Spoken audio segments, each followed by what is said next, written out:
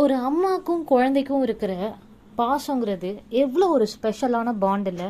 But அதெல்லாம் இந்த postmortem depression வர வரைக்கும் தான். இந்த போஸ்ட்மார்ட்டம் டிப்ரெஷன் எவ்வளோ அளவுக்கு அவங்கள அஃபெக்ட் பண்ணுதோ, ஒரு அம்மாவுக்கு தான் குழந்தை மேலே இருக்கிற பாசம் ஃபுல்லாகவே இல்லாமலே போயிடும். இந்த ஒரு சைக்காலஜிக்கல் டிசார்டர் எதனால உமனுக்கு ஏற்படுது, அதுவும் after giving a birth to her child ஏன் இது ஏற்படுது?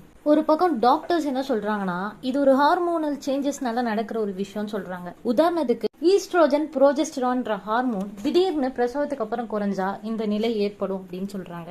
செகண்ட் விஷயம், பிரெக்னன்சினால ஏற்பட்ட உடல் சோர்வு காரணமாகவும் இந்த கண்டிஷன் வரலாம் அப்படின்னு சொல்றாங்க. மூணாவது, பிரசவ டைம்ல ஏற்பட்ட சில பிரச்சனைகளாலையும் இந்த ஒரு டிசார்டர் வர சான்சஸ் இருக்கு அப்படின்னு டாக்டர் சொல்றாங்க. ஸோ டாக்டர்ஸ் இந்த 3 பாயிண்ட் சொன்னாலும் சில சைக்காலஜிஸ்ட் இதுக்கு என்ன ரீசனிங் கொடுக்குறாங்கன்னா, lack of emotional support from their family and surrounding. சும்மாவே